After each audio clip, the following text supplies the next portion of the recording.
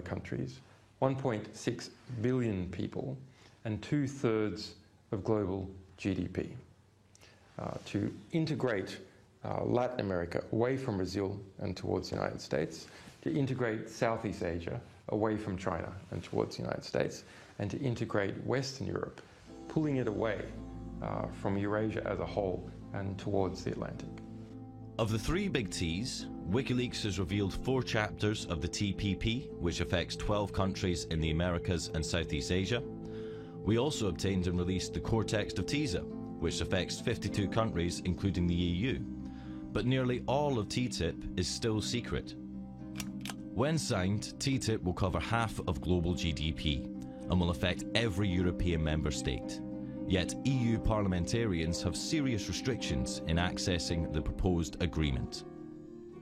Yeah, I found it incredible as well that for something which is a trade agreement, not a matter of life and death in terms of security, where maybe you can understand some restrictions, and we don't even like those very much, but for a trade agreement, you know, that we can't actually make notes about what it is we're reading, issues that we might want to take away to look into, which actually might reassure us, you know, if we really were able to sort of take this away and look at it in depth. We don't have access to the key documents, the most important ones, because the devil is in the detail. When it comes to trade agreements, you need to know exactly what's in the text so that you can assess what the impact's going to be.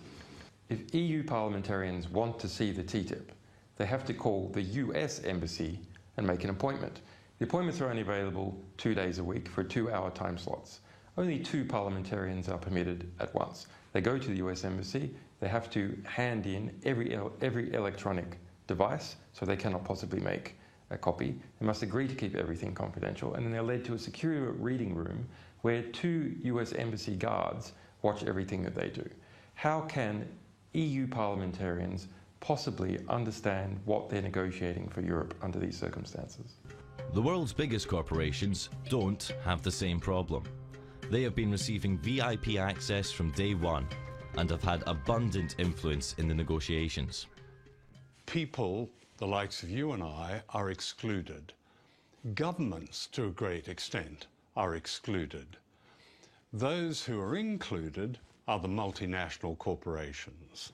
These agreements are basically corporate ownership agreements. The funny thing about free trade agreements, as we understand them, is they often have nothing to do with trade in the sense of the mutual lowering of tariffs. What they're about is enshrining an investor rights regime in the respective countries and ensuring that corporations can run wild in the respective economies with very, very little regulation or impingement by government or authorities. These treaties will have huge, huge implications for literally almost every critical issue that an individual citizen or community would care about: health, education, the environment, privacy, access to medicines. I mean, the list could go on. One of the most criticised aspects of TTIP is a system called the Investor State Dispute Settlement, or ISDS. It's a secretive international tribunal that allows companies to sue states over virtually anything that they can claim affects their investment. If a protest affects their profits, they can sue. If laws affect their profits, they can sue. If new regulations might impact what they want to do with their money, they can sue.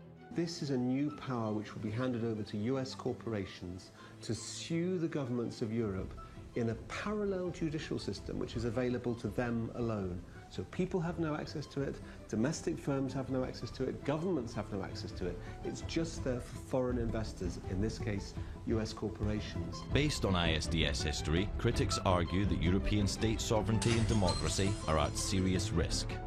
Previous lawsuits include Swedish company Vattenfall suing the German state for $3.7 billion for phasing out nuclear energy. British American Tobacco sued Australia for passing a law limiting cigarette advertising. The French company Veolia sued Egypt for raising the minimum wage.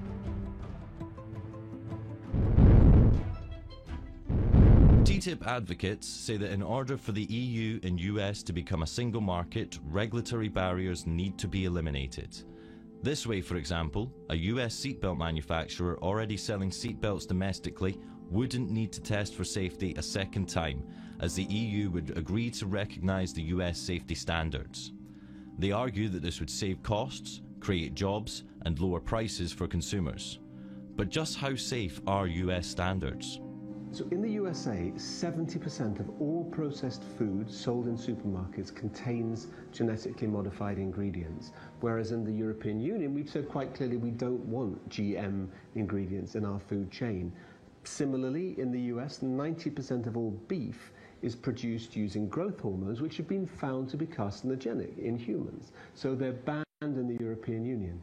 And what the US government is saying is that under TTIP, under the free trade rules that they want to bring in, European consumers don't get the right to choose.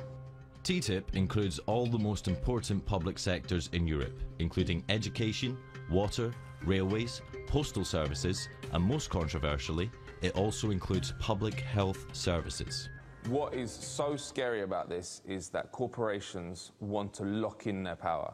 So they not only want increased power, but they want to make it impossible for sovereign governments to reverse the changes which are going to give them power. So, for example, with TTIP, if it passes with ISDS in it, the privatisation of the National Health Service, which is happening in the UK, can never be reversed. What is democratic about an enormous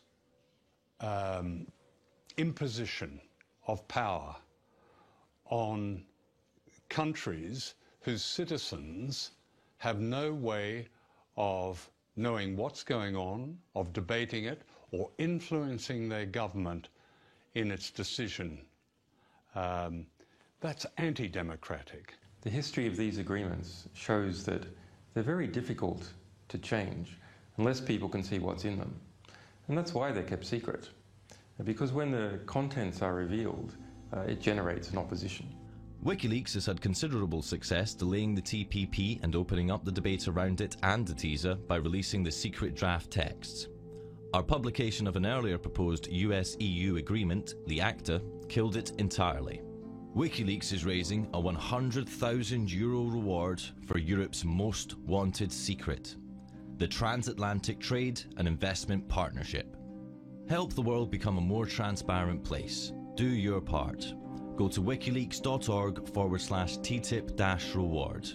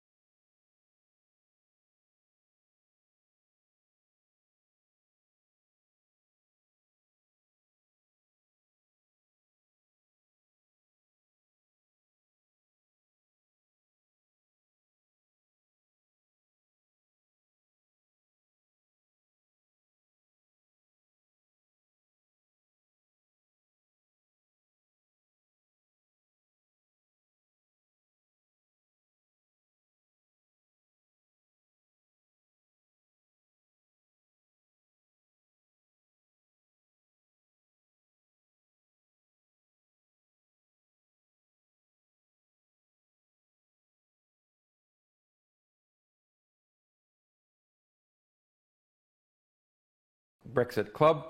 We're in our final round because everyone's getting tired and the crew wants to go home. We have a new guest to keep our spirits high. Embassy Cat, twitter.com/Embassy Cat. Interestingly, the UK started a rival cat. Very, very strange thing. Nice cat, unfortunately named after Lord Palmerston, the guy who invented gunboat diplomacy and launched the Opium Wars against China, massacred people in Cairo, cracked down on the Irish, and so on. His successor called his reign as Foreign Minister of the UK and as Prime Minister as one long crime. With me, we have Naomi Colvin, Director of Courage for the UK. Oh, that hurts. Craig Murray, former ambassador and a Scotsman. Srećko Horvat, philosopher from Croatia, and the DiEM25 movement to reconstruct Europe, and Embassy Cap. I'm Julian Assange. The latest update which has been reported from the BBC site, so no need to watch the BBC because we have everything here. The Leave count, 2,466,071. Remain, 2.5 million and 30,175. So 2.46 million for Leave, 2.53 million for Remain. It's still quite early in terms of the count. It's been going up and down quite a lot about who's ahead based upon which particular regions are counted first. So it's quite hard to say. But I think regardless of what the outcome is tomorrow, it's clear that it's going to be very close. And this is a referendum on the political legitimacy of Europe, and to a degree the political legitimacy of the establishment here within the United Kingdom. And a close result means a statement by the population of this country that Europe and the European establishment and the British establishment lack political legitimacy, and so that means perhaps a will to change Europe, not just from the UK, but those signals are going to be reverberating through the rest of Europe. So we want to finish our discussion with what is the future of Europe. We don't need really to consider precisely which side makes it in the UK referendum, but the shockwave will go out nonetheless, that there's only been a just win or a just lose. Perhaps we'll start with you, Naomi. Sure, okay, well, yes, just with a small question, right? What's the future of Europe? I think that, even from what we've discussed here, it's very clear that there's a crisis of legitimacy in Europe. There's a crisis in numerous European countries on a domestic level, which has unfortunately translated more often than not into sort of nationalist or sort of right-wing ascendancies. I would love to think that a better Europe is possible, but in order for that to happen, we're well beyond time, beyond time of organising for that properly. And I said before that the failure to make a positive case on the Remain side in this referendum was horrendous. Yeah, I think it's a real only a negative case. Only a negative case, and those of us who want to build a better Europe have to really start making that case and make it on a national level and force it onto a national level, just as in the UK the Leave vote has been astonishingly successful in infiltrating national politics, and we need to actually learn from that example and understand how to do it and get moving, because time is short. Srećko? Let me just interrupt you. The Shadow Defence Secretary, so that's Emily Thornberry from Labour, a Blairite, I think. No. No? Not really. No, she's more on the left. Okay, sorry, that was the former one, the former Defence Secretary. Says, I think whatever happens, about half the country has grave reservations. We need to think about why that is, what we don't want to do is not learn lessons from that. Quite awkward statement, double negatives, but okay. She said that while housing and public services are under strain, quote, there are things that we can do, these are all things that are in our power, something about, and David Cameron ought to listen to that. So Labour obviously trying to push this as a referendum in some ways against Cameron's government.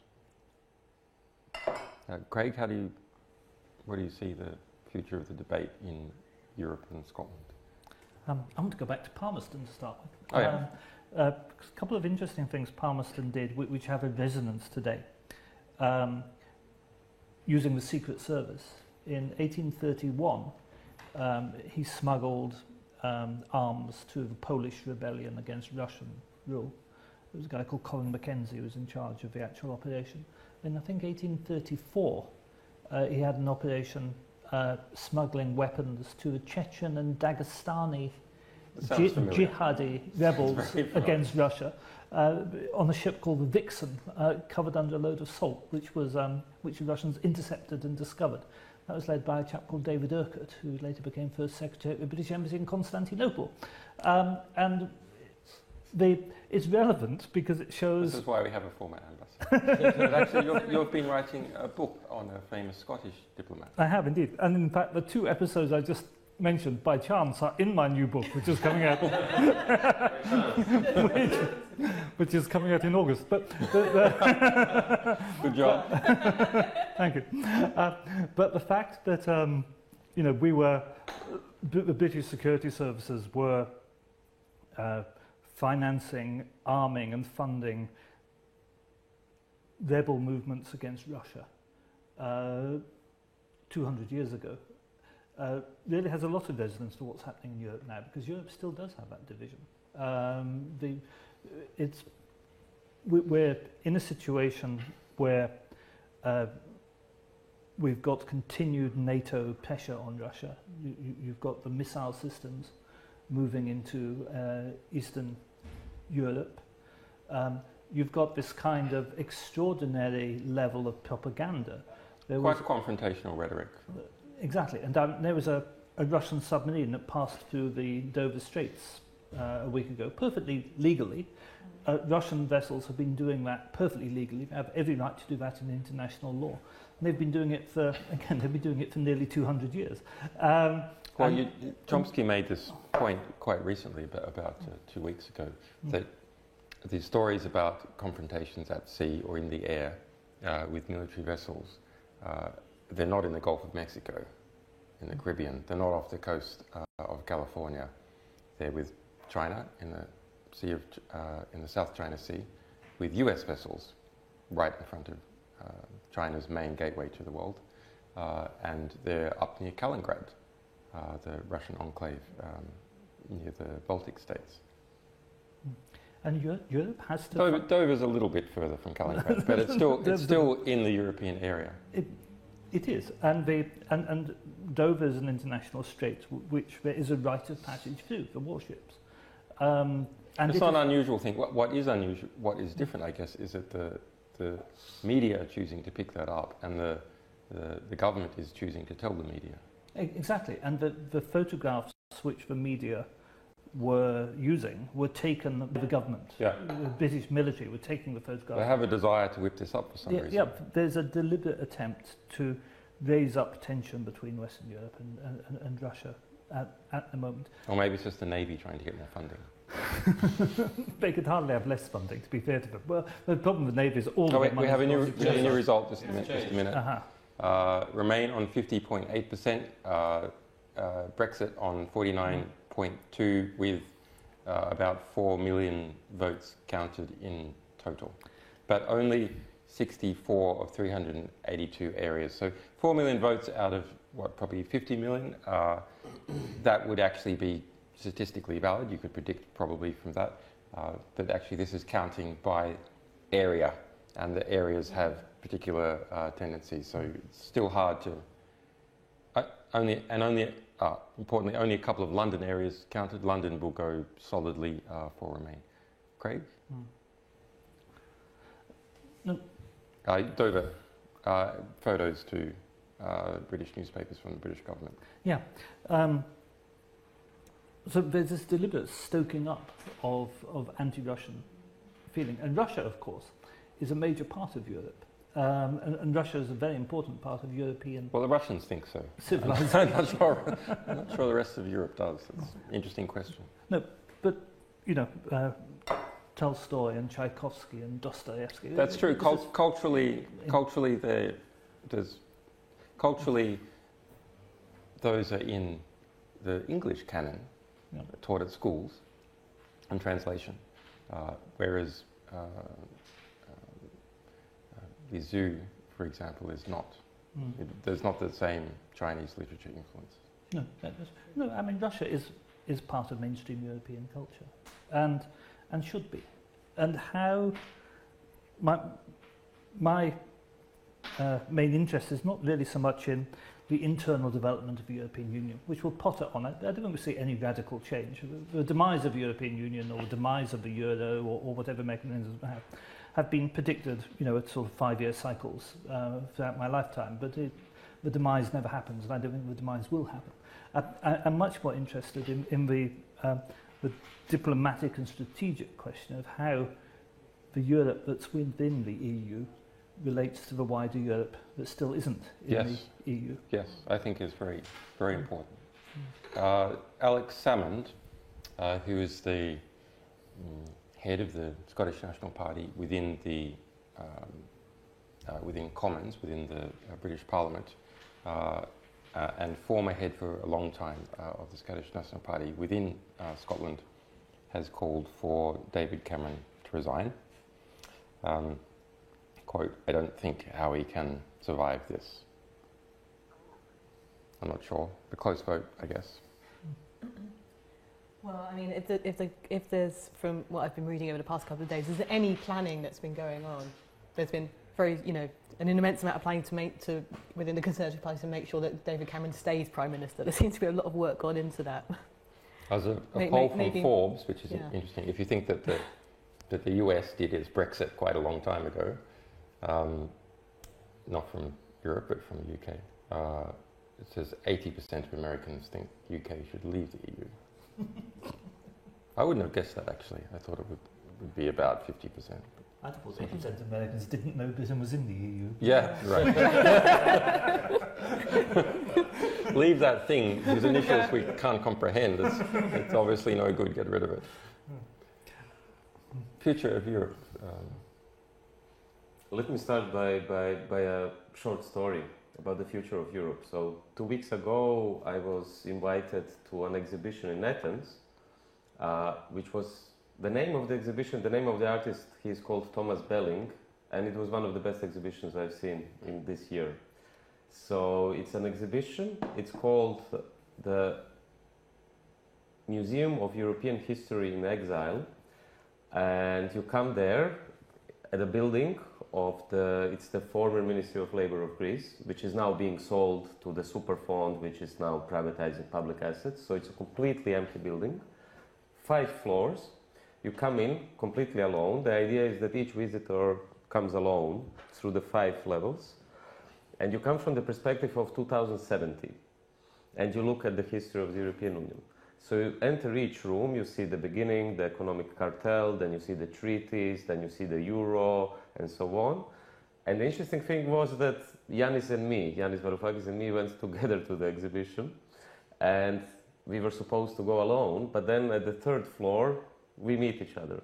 And then together we start walking in this completely post-apocalyptic environment, and we meet, and then we come to today's Europe. 2013, 2014, refugee crisis, rise of right-wing extremist parties. We come to a wall. You see on the wall, you see the flag of AfD, Front National, Golden Dawn, Jobbik, and so on. And you see like 30 or 40 flags all around Europe. And then you move on. Then you come to 2017. Britain left Europe.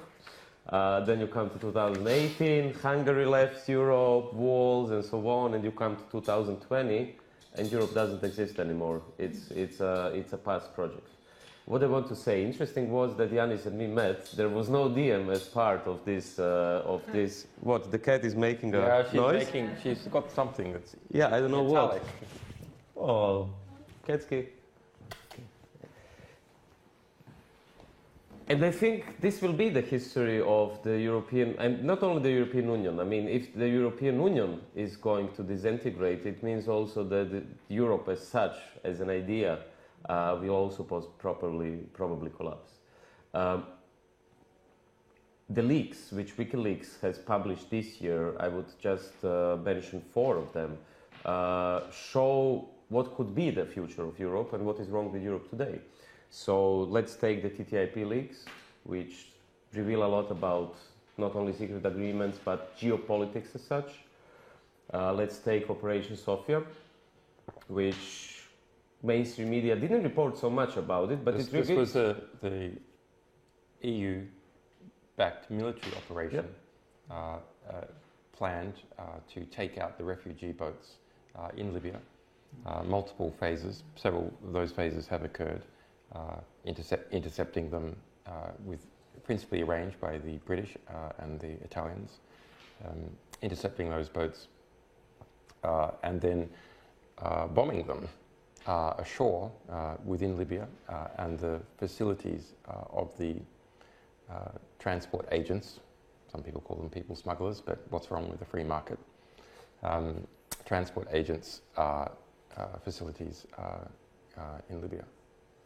Yeah, and I think what these leaks show is that they are using basically the refugee crisis to prepare a new intervention in Libya.